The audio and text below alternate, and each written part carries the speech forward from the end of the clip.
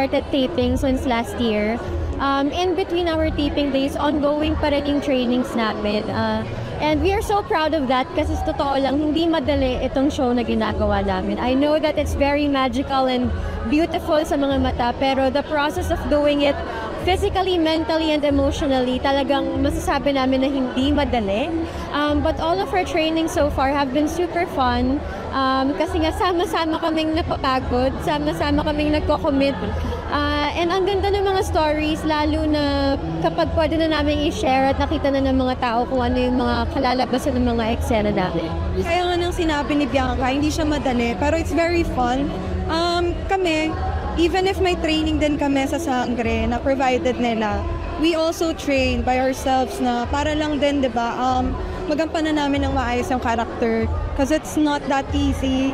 Pero, yun nga, hindi kami makapaghintay and yun, train lang ng train kasi kailangan talaga eh. Lahat po kami nagpa-fight training, meron ding on the side na training dahil may mga iba't ibang klaseng lengguwahe sa mundo ng Encantadia. At isa pa, as much as fantaserya siya, gusto namin na ramdam talaga ng tao. So tuloy-tuloy lang yung pag-aaral namin ng mga characters namin at yung mga pinagdaanan ng bawat isa para talagang mapigay namin yung emosyon na realistic na hinahanap ng mga tao.